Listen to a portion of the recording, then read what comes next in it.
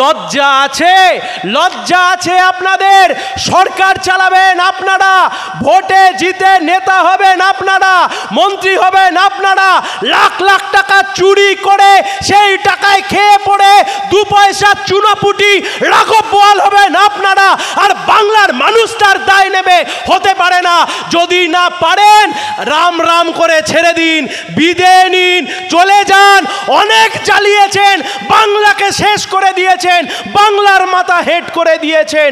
বাংলার আত্মসম্মান, বাংলার সম্প্রীতি, হিন্দু মুসলমানের ঐক্য, নারীর মর্যাদা সব কিছুকে নিচে নামিয়ে ছাড়ছে আজকের তৃণমূল, আর সাকড়ে ধরেছে বিজেপি।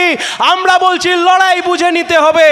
আমার বাংলার মেয়ে, আমার বাংলার বোন, আমার পাঁশকুড়ার দিদির ইজ্জতে হাত পড়েছে, এত সহজে ছাড়ে পাওয়া যাবে না। এ লড়াই লাল ঝান্ডা লড়ছে।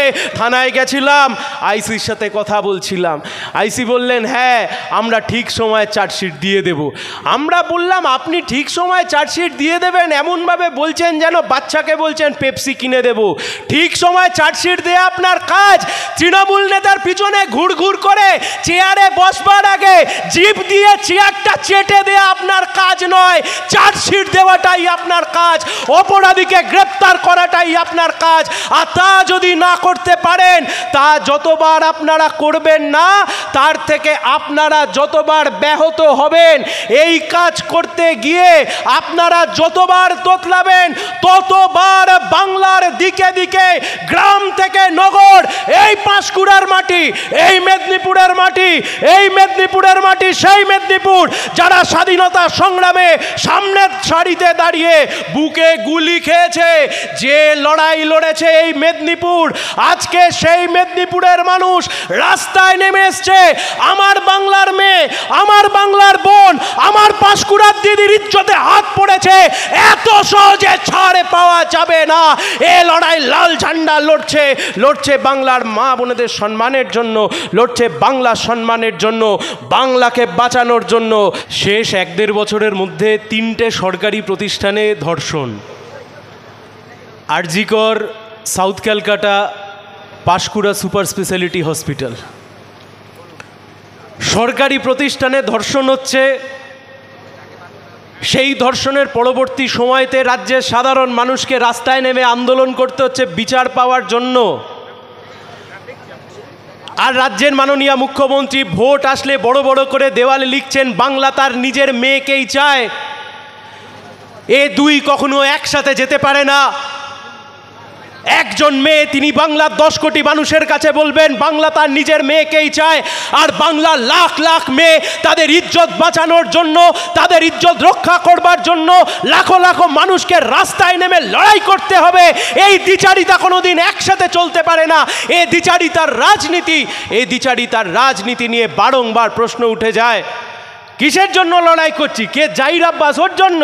দূর, ও কোন বিধায়ক না মন্ত্রী আছে, ওকে ধরবার জন্য, ওর ছেলেটাকে ধরবার জন্য এবার লড়ছি। কে জাহির? ও তো ঘটিয়েছে, কিন্তু ওর মাথায় যে আছে, সে, ওর মাথায় যার হাত আছে, মেডিকেল অফিসার যিনি ছিলেন, যিনি সব কিছু জানতেন, যিনি সব কিছু জানবার পরেও কোনো ব্যবস্থা গ্রহণ করেননি, যার আশ্রয়ে, যার প্রশ্রয়, কে জাহির আব্বাস? আমি জিজ্ঞাসা করলাম আইসিকে, কে? ডাক্তার? বললো না। নার্স? বললো না। বললো ফেসিলিটার। কি করে? বললো ফেসিলিটি দেয়। আপনারাও জেলের মধ্যে ভালো করে ফেসিলিটি দিন, আর ভালো করে খোঁজ নিন ও আর কাকে কাকে ফেসিলিটি দিত। যার কথা বলছি, প্রাক্তন মন্ত্রী বিধায়ক বাবু, আজ থেকে কিছুদিন আগে এক টিভির ডিবেটে তাকে যখন প্রশ্ন করলাম, আপনার ছেলে একজন প্রভাবশালী ব্যক্তি, আপনার ছেলে অমুক জায়গায় ছিল, কোনো দায় নেবেন না?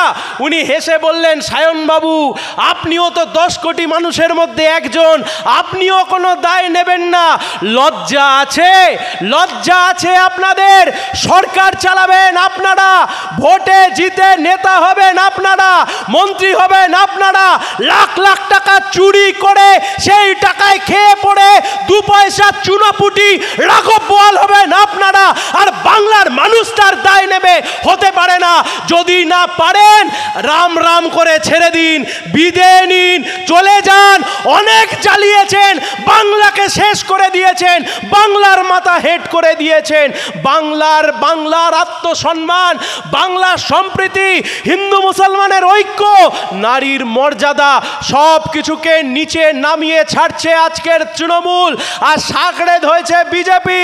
আমরা বলছি লড়াই বুঝে নিতে হবে। থানায় গেছিলাম, আইসির সাথে কথা বলছিলাম, আইসি বললেন হ্যাঁ আমরা ঠিক সময় চার্জশিট দিয়ে দেব।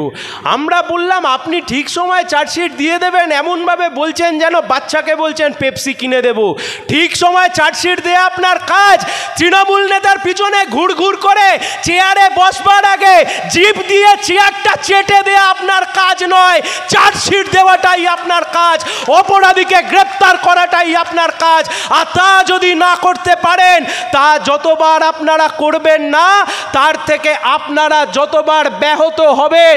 এই কাজ করতে গিয়ে আপনারা যতবার তোতলাবেন, ততবার বাংলার দিকে দিকে, গ্রাম থেকে নগর, এই পাঁশকুড়ার মাটি, এই মেদিনীপুরের মাটি, এই মেদিনীপুরের মাটি সেই মেদিনীপুর যারা স্বাধীনতা সংগ্রামে সামনের সারিতে দাঁড়িয়ে বুকে গুলি খেয়েছে, যে লড়াই লড়েছে এই মেদিনীপুর, আজকে সেই মেদিনীপুরের মানুষ রাস্তায় নেমে এসছে। আমার বাংলার মেয়ে, আমার বাংলার বোন, আমার পাঁশকুড়ার দিদির ইজ্জতে হাত পড়েছে, এত সহজে ছাড় পাওয়া যাবে না। এ লড়াই লাল ঝান্ডা লড়ছে বাংলার মা বোনেদের সম্মানের জন্য, লড়ছে বাংলার সম্মানের জন্য, বাংলাকে বাঁচানোর জন্য। শেষ করব যে কথা বলে, পৃথিবীর কোথাও এমন নাটক হয় না, পৃথিবীর কোথাও এত যাত্রা হয় না, পৃথিবীর কোথাও এত সিনেমা হয় না, পৃথিবীর কোথাও এত গোপন প্রেম হয় না, যে প্রেম এই জেলাতে শুভেন্দু বাবুর সাথে তৃণমূলের হয়। পৃথিবীর কোথাও এত সুন্দর বোঝাপড়া নেই, পৃথিবীর আর কোনো রাজনীতিতে এত সুন্দর আন্ডারস্ট্যান্ডিং নেই। একদিকে মোদি আর দিদি মিলে হাড় জ্বালিয়ে খাচ্ছে, আর অন্যদিকে শুভেন্দু বাবুও ভেতরে ভেতরে সেটিং করে বসে আছেন।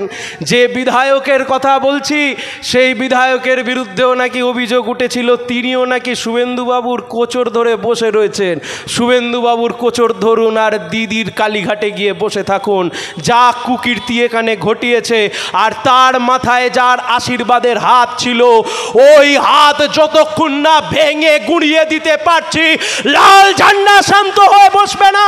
লাল ঝান্ডার জন্ম হয়েছে অন্যায়ের বিরুদ্ধে লড়বার জন্য, লাল ঝান্ডার জন্ম হয়েছে গরিব কৃষক খেটে খাওয়া মজদুর মানুষের লড়াইয়ের জন্য, অন্যায়ের বিরুদ্ধে লড়বার জন্য এই লাল ঝান্ডার জন্ম।